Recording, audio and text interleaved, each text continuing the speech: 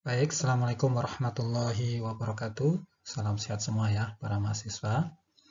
Eh, Baik, pertemuan yang ke-10 ini, kita akan membahas penelusuran referensi dan cara sitasi sumber-sumber ilmiah ya. Nah, ini tentu sangat bermanfaat sekali saat nanti Anda akan menulis skripsi ya. Baik, kita mulai. Capaian pembelajaran mata kuliah. Ya, jadi yang pertama mahasiswa mampu mendemonstrasikan penelusuran sumber kepustakaan minimal dengan 2 mesin pencari ya, yaitu Google Scholar yang saya kira sangat populer ya di antara database sumber-sumber ilmiah ya. Kemudian juga satu lagi yaitu PubMed ya. Sebenarnya banyak, nanti kita akan bahas ini ya.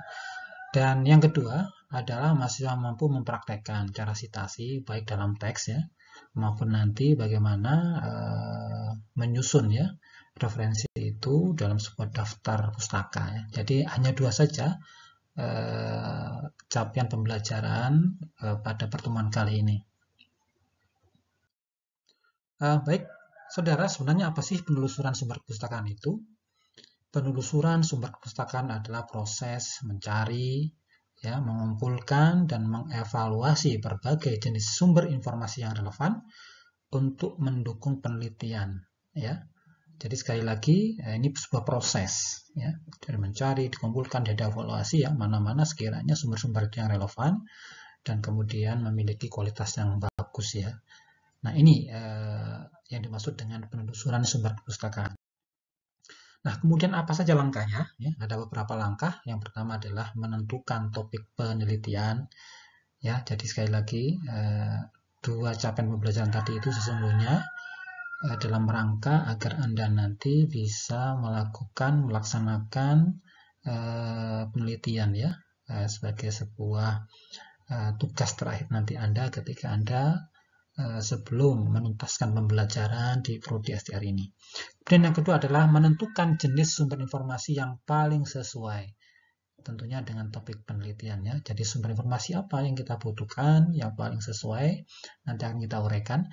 Yang ketiga memilih jenis data, ya, basis data pustaka. Nah, nanti ada banyak beberapa ya. Dan menggunakan atau gunakan kata kunci yang relevan, ya nanti ada kita contohkan mungkin dalam satu topik tertentu ya bagaimana mencari ya kata kunci begitu. Kemudian mengevaluasi sumber-sumber informasi yang mungkin telah kita telusur ya. Dan yang terakhir adalah bagaimana kita bisa mendokumentasikan referensi ya dan menyusun daftar pustaka menggunakan software ya. Nah, ini kira-kira langkah-langkah yang seharusnya nanti kita lakukan dalam penelusuran sekaligus bagaimana kita menyusun sumber referensi ya. Nah, oke. Baik saudara, sekarang kita masuk menentukan topik penelitian. Nah, misal ya, sebagaimana tadi nanti kita contohkan di dalam praktek ya. Nanti ada video terkait dengan praktek bagaimana cara menelusur gitu ya. Nah, contohnya adalah ini judul satu penelitian, pengaruh aromaterapi lavender ya. Oke, lavender ini nama sebuah tanaman gitu ya, untuk mengurangi kecemasan preoperatif. Nah, ya. Nah, dari topik ini, dari judul ini, ya kita sudah menentukan kan ini ya topiknya atau judulnya ini. Kita kemudian melangkah kepada langkah yang kedua. Jadi sekali lagi ya, ini harus kita tentukan terlebih dahulu di awal ya. Sebab kalau kita tidak menentukan maka nggak jelas nanti. Ya, kita cari topik gitu ya, kita cari judulnya apa kira-kira, baru kemudian kita bisa menelusur ya. Kalau kita belum memiliki topik ya kesulitan kita nanti akan menelusur ya. Nah, saudara, kemudian setelah kita menentukan topik, menentukan judul ya, maka berikutnya adalah kita menentukan kira-kira jenis sumber informasi apa yang kita butuhkan. Bisa buku, bisa jurnal ilmiah, ya, atau artikel, atau mungkin laporan penelitian, skripsi, ya, tesis, mungkin kalau S2 ya, disertasi kalau S3 gitu, atau situs web akademis ya, atau mungkin konferensi ya. Jadi proceeding barangkali buku-buku yang kemudian disusun ketika ada kegiatan, ada event yang disebut dengan konferensi namanya proceeding ya. Nah, semua sumber-sumber ini saudara saat ini itu ya semuanya sudah menggunakan database online ya. Jadi menggunakan virtual dunia maya sehingga kemudian kita bisa telusur ya. Dari mulai buku, jurnal ilmiah, artikel dan seterusnya. Cuma kalau buku ini ya, biasanya kalau buku itu basis data yang berbayar ya, berbayar. Kalaupun nanti kita di Google itu yang gratisan biasanya nggak utuh bukunya, tapi lumayan lah ya, bisa kita sitasi kalau memang ketemu gitu ya kata kuncinya. Nah ini ya, jadi sekali lagi ya, Anda bisa menelusuri itu keywordnya ya, nanti melalui apa namanya database ya, database atau sumber-sumber informasi itu ya, baik berupa buku dan seterusnya. Ya, kalau misalnya Anda menjadi anggota Perpusnas ya, nanti ada caranya ya. Pak Arif sudah bikin video terkait dengan itu ya, cara mendaftar di Perpusnas ya. Kalau Anda bisa mengakses atau sudah mendaftar dan kemudian mengakses di Perpusnasnya nasional ya, Perpustakaan Nasional ini, wah maka Anda bisa mengakses berbagai jenis database nanti ya, dan ini dimanfaatkan dulu Pak Arif ketika menyusun tesis ya. Jadi semuanya gratis karena apa? Semuanya sudah dibiayai oleh Perpustakaan Nasional. Nah ya, nah saudara, berikutnya adalah setelah kita menentukan sumber informasi, kemudian kita memilih jenis data, ya, memilih jenis basis data pustaka atau memilih jenis apa istilahnya sumber-sumber informasi. Nah, ya ada yang berbahasa Inggris ya, ada PubMed misalnya, ada Google Scholar. Pak Arif paling sering yang paling mudah dan mungkin banyak gratisannya ya Google Scholar gitu ya.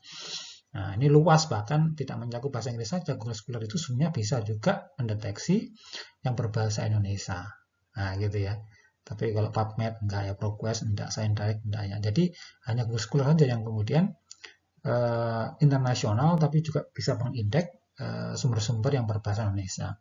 Ya, ada sekali lagi ya, ada PubMed, Google Scholar, ada ProQuest, ada ScienceDirect ya punya Elsevier ya. Ada EBSCO, ada Sinal ya, Sinal ini yang khususnya keperawatan ya. Cuma kemudian Sinal ini saya rasakan dulu di UI ya, ketika saya dulu kuliah S2 itu banter banget itu ya kebutuhan mahasiswa. Tapi kayaknya di kita ini kurang banter gitu ya, padahal sumber-sumber referensi di Sinal itu sangat banyak ya. Sinal itu kan kepanjangan ya, N-nya itu nursing. Nah gitu ya, N Allied Health ya gitu ya. Jadi A-nya itu kan Allied Health, jadi terkait dengan sumber informasi atau data-data referensi yang kemudian berbasis kesehatan. Nah ya.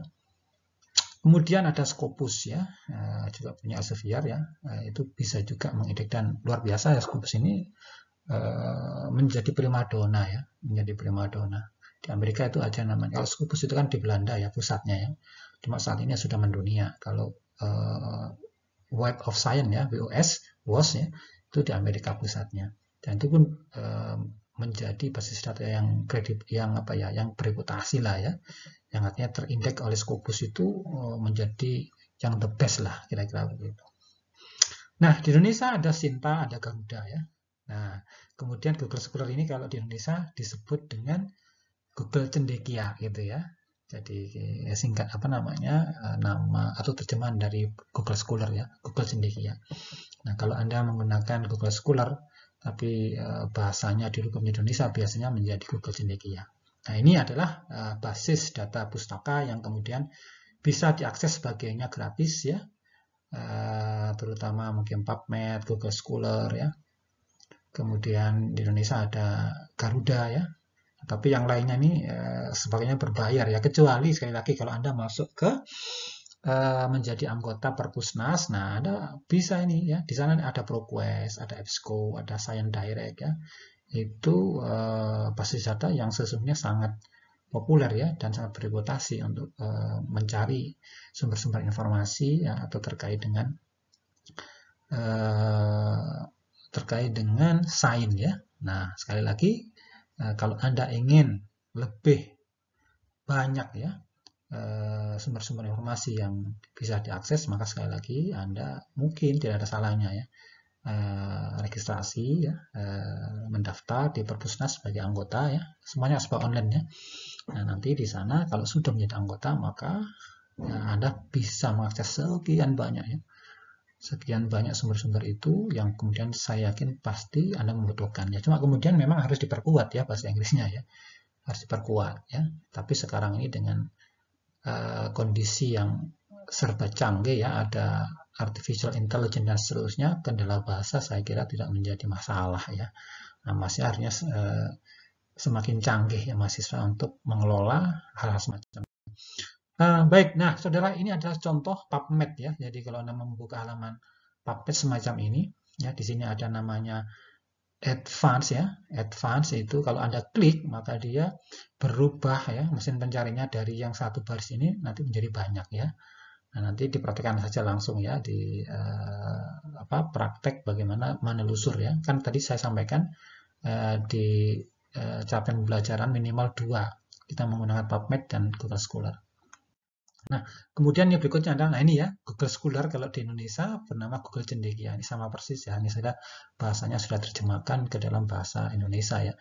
Nah, ini sama, jadi Anda mengetik di sini kata kuncinya ya, nanti keluar sekian banyak ya, dan bagaimana nanti kita bisa menilai, mengevaluasi sumber-sumber mana yang perlu kita pakai.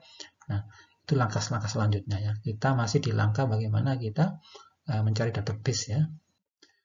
Baik, berikutnya adalah ini untuk ProQuest. Nah ya, ProQuest. Ya, sekali lagi ya, jadi mesin pencari ini ada yang memang dibuat satu ya, tapi nanti kalau kita klik advance ya, itu biasanya langsung dia bertambah banyak ya, karena dia difilter istilahnya ya. Jadi kata-katanya dibatasi, bisa ditambah atau dikurangi kasusnya. Nah, kalau Anda lihat di sini saudara ya, nah di sini ada tesis ya, ada disertasi, ada buku dan seterusnya. Memang di ProQuest ini lebih luas ya. Jadi tidak saja jurnal internasional, jurnal artikel jurnal begitu, tidak saja itu, tapi ada buku ya, ada tesis ya, ada disertasi bahkan ya, dan seterusnya bisa dicari di sini ya. Nah, cuma sekali lagi ya, ProQuest berbayar ya. Nah, satu-satunya kalau ingin mengakses ini ya jadilah sekali lagi anggota Perpustakaan Nasional. Eman loh ya, perpustakaan sudah pelanggan sekian banyak tapi tidak dimanfaatkan oleh para mahasiswa. Kalau saya sering sekali manfaatkan itu ya. Nah, oke, berikutnya, nah ini adalah Science Direct ya. Nah, ini ada beberapa kolom ya. Silakan Anda nanti kalau ingin menggunakan Science Direct ya. Tapi kalau saya pribadi nggak terlalu sering ya menggunakan ini ya. Yang paling sering ya PubMed itu ya, karena tidak daftar pun itu, kalau PubMed ya gratisan itu bisa diakses ya. Kalau Science Direct ini berbayar ya. Nah, makanya kalau Anda ingin mengakses ini ya silakan menjadi anggota Perpusnas sehingga Anda nggak bayar ya. Yang bayar pemerintah ya. Terima kasih ya kepada pemerintah yang sampai saat ini ya itu telah memberikan dukungan ya terhadap sumber-sumber referensi ya penulisan karya ilmiah ya. Baik, kemudian, nah ini yang berbahasa Indonesia ya, Sinta. Kita bisa rubah ininya menjadi artikel ya, maka yang keluar nanti kalau kita klik di sini, kita set gitu, kita cari, kita klik ya, maka kemudian yang muncul nanti adalah artikel. Kalau ini author ya, kalau kita mencari berdasarkan author, misalnya nama saya Arif Bakhtiar gitu, yang keluar adalah nama saya ya, nama saya. Tapi kalau kita mengetiknya artikel, maka judul-judul publikasi yang akan keluar ya. Nah, kalau Anda lihat di sini saudara, ini ada namanya Garuda, ada namanya Bima dan seterusnya. Ya, ini juga sesungguhnya sumber-sumber informasi ya yang bisa kita akses ya. Nah, khususnya untuk artikel, publikasi ya, jurnal, Anda bisa menggunakan Garuda. Nah, cuma tadi itu saya akses ya. Masalahnya, nah ini ya, jadi dalam maintenance, makanya saya nggak bisa tampilkan, tapi ini halaman depannya ya, dan mirip dengan yang lain, begitu kita klik sini sesungguhnya, maka di sini ada mesin pencari ya, mesin pencari yang kita bisa ketik keywordnya, dan kemudian kalau kita enter, maka dia akan menelusur sumber-sumber yang kita maksudkan, kira-kira begitu. Ini Garuda ya. Oke, kemudian berikutnya, nah saudara, langkah yang keempat kalau nggak salah ya, gunakan kata kunci yang relevan. Berdasarkan judul tadi ya, jadi pengaruh aromaterapi lavender untuk mengurangi kecemasan preoperatif, maka setidaknya kita bisa apa namanya, kita bisa menuliskan keywordnya aromaterapi, kata kunci ya. Kemudian lavender, ya, lavender. Kemudian kecemasan, ya. Kemudian preoperatif. Nah, kalau misalnya kita mencari Google Scholar pakai bahasa Indonesia, it's okay. Kalau kita mencari di Garuda, tulis saja bahasa Indonesia ya. Aromaterapi, lavender, kecemasan. Tapi kalau di yang PubMed nggak bisa biasanya, dan kemudian diterjemahkan dulu ke bahasa Inggris. Ya. Nah, saya yakin Anda bisa ya. Kalau misalnya agak kesulitan, ya bisa minta bantuan Google Translate ya. Nah, itu aja mungkin ya. Jadi sekali lagi, gunakan kata kunci yang relevan. Nanti di PubMed itu ada istilah yang namanya MES ya. MES ya. Jadi dia kata-kata yang menjadi apa namanya, kata-kata yang menjadi kata kunci ya, yang kemudian sudah disusun ya sedemikian rupa yang melalui sebuah sistem yang kemudian menjadi sebuah konsep. Nah, makanya di PubMed itu istilah kata kuncinya itu berbeda dengan kata atau dengan database yang lain ya. Kalau Google Scholar misalnya ya, itu tidak ada, pokoknya setiap kata bisa ya. Tapi kalau di PubMed itu biasanya ditetapkan ya. Jadi kata ini kapan munculnya ya, dan digunakan pada apa dan seterusnya, itu lebih tertata di PubMed ya. Bagus sekali ya. MESH ya, MES ya. Nanti kita lihat ya di prakteknya apa sih MES dan seterusnya ya. Nah, baik saudara, kemudian ini adalah, nah kemudian setelah kita ketikkan ya, ini kan ketikkan ya, cuma ini ketutupan sama evaluasi sumber informasi ya. Kemudian kita set, maka muncul di sini. Ya, ada 4 kata kunci tadi ya, aromaterapi, lavender, ya. Kemudian kecemasan ya, kita tulis anxiety ya, anxiety, dan kemudian satunya adalah preoperatif. Nah, begitu kata kunci kita masukkan ya, dan kemudian kita enter, maka di sini apa namanya, didapatkan ya, didapatkan 4 ya, didapatkan 4 gimana tuh, berapa ini, kecil sekali, 17 ya, 17 referensi ya. Ini kalau kita sedang menelusur ya, maka kita scroll ke bawah begitu, maka ada 17 artikel. Nah, gitu ya. Nah, kita nanti bagaimana mengevaluasinya ya? Kita evaluasi nanti ya, apakah 17 itu ya perlu kita saring, misalnya tahunnya 5 tahun terakhir misalnya. Kita di sini ya, lihat ya tahunnya. Nah, ini bisa kita geser seret ke sini ya. 2023 berarti nanti 2018 misalnya. Itu kita saring ya. Jadi semakin bagus kualitasnya. Apakah abstrak saja? Apakah full text begitu? Ya. Apakah apalagi free full text ya? Full text tapi berbayar misalnya. Nah, ya. Ini bisa kita saring ya. Katakan, waduh kalau misalnya mahasiswa berat, sudahlah kita mau full text tapi yang free saja.